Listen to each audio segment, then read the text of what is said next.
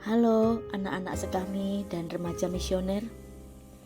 Salam jumpa dengan Bunda Iren Kurnia Arif Fajar dalam Do Re Mi, doa dan renungan misioner bersama sekami Paroki Santo Petrus dan Paulus Argapura, Keuskupan Jayapura. Pada hari ini Jumat tanggal 10 April 2026, hari Jumat dalam oktav Paskah dengan warna liturgi putih.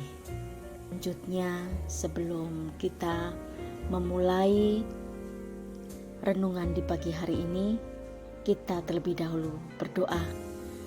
Kita memulai dengan tanda kemenangan Kristus. Demi nama Bapa, Putra, dan Roh Kudus. Amin. Tuhan Yesus yang bangkit dan yang menampakkan diri pada murid-muridnya. Kami bersyukur atas kasih-Mu yang begitu besar, yang telah mengalahkan dosa dan maut melalui kebangkitan-Mu.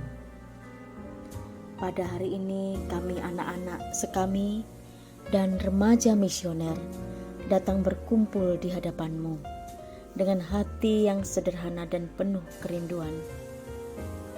Harilah di tengah-tengah kami ya Tuhan, dalam setiap peristiwa hidup kami. Seperti Engkau hadir di pantai Danau Tiberias, menemui murid-murid-Mu yang lelah dan kosong, yang sepertinya kehilangan pengharapan karena menganggap Engkau tidak lagi bersama mereka.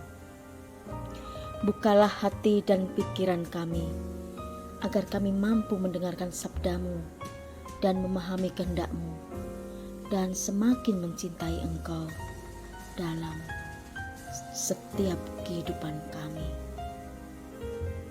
Semoga renungan di pagi hari ini menguatkan iman kami, menyalakan semangat kami sebagai misioner muda, dan menjadikan kami pembawa sukacita Paskah bagi sesama kami.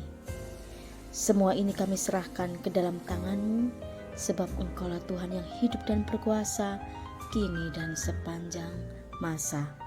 Amin. Demi nama Bapa, Putra, dan Roh Kudus. Amin. Bacaan hari ini adik-adik diambil dari Injil Yohanes. Marilah kita membacanya. Inilah Injil suci menurut Yohanes bab 21 ayat 1 sampai 14. Kemudian Yesus menampakkan diri lagi kepada murid-muridnya di pantai Danau Tiberias, dan ia menampakkan diri sebagai berikut. Di pantai itu berkumpul Simon Petrus, Thomas yang disebut Didimus, Natanael dari Kana yang di Galilea, anak-anak Zebedius, dan 2 orang muridnya yang lain.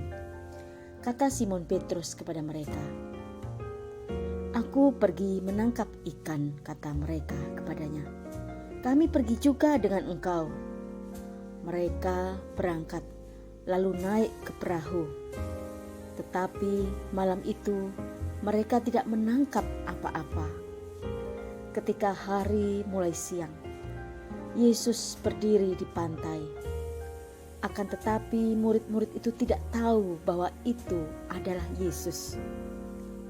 Kata Yesus kepada mereka, "Hai anak-anak, adakah kamu mempunyai layuk pauk?" Jawab mereka, "Tidak ada." Maka kata Yesus kepada mereka, "Tebarkanlah jalamu di sebelah kanan perahu, maka akan kamu peroleh."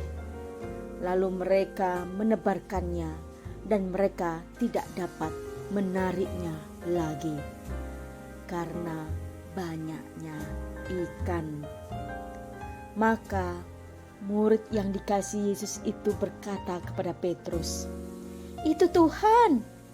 Ketika Petrus mendengar bahwa itu adalah Tuhan, maka ia mengenakan pakaiannya, sebab ia tidak berpakaian, lalu terjun ke dalam danau. Murid-murid yang lain datang dengan perahu karena mereka tidak jauh dari darat, hanya kira-kira 200 hasta saja, dan mereka menghela jala yang penuh ikan itu. Ketika mereka tiba di darat, mereka melihat api arang dan di atasnya ikan dan roti. Kata Yesus kepada mereka, "Bawalah beberapa ikan yang baru kamu tangkap itu." Simon Petrus naik ke perahu, lalu menghela jala itu ke darat, penuh ikan-ikan besar, 153 ekor banyaknya.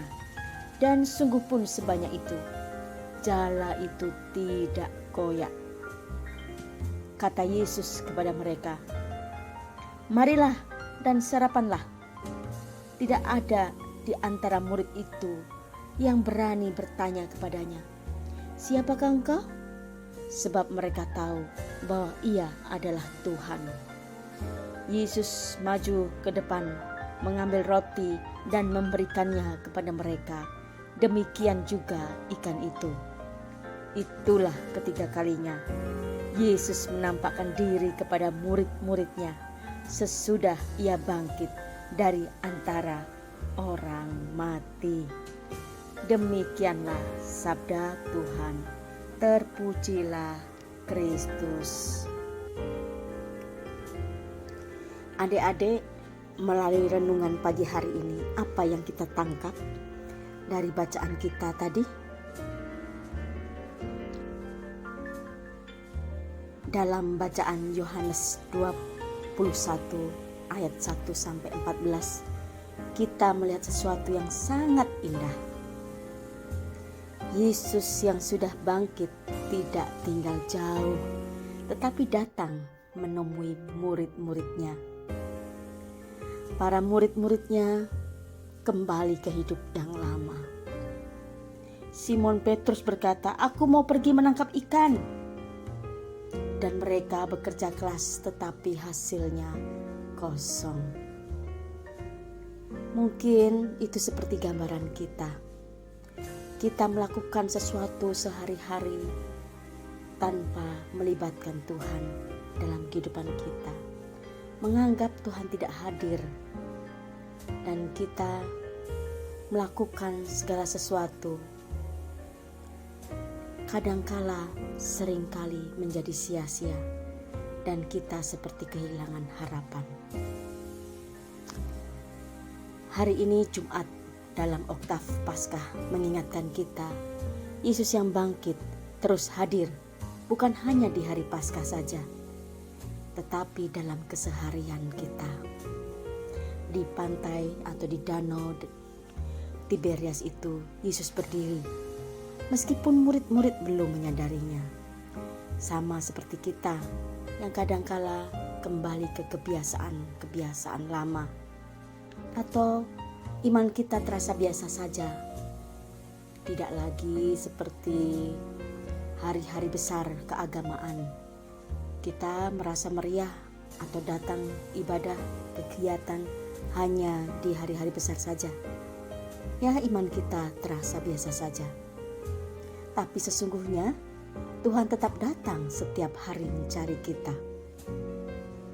Ya, melalui renungan hari ini kita melihat ketika Yesus berkata, "Tebarkanlah jala di sebelah kanan," dan mereka taat. Dan hasilnya luar biasa. Pesan Paskah ini adalah bahwa kebangkitan Yesus mengubah kegagalan jadi harapan, mengubah kekosongan menjadi kelimpahan. Maka sebagai anak-anak sekami dan remaja misioner, kita tidak perlu berkecil hati karena kita merasa belum bisa berbuat banyak.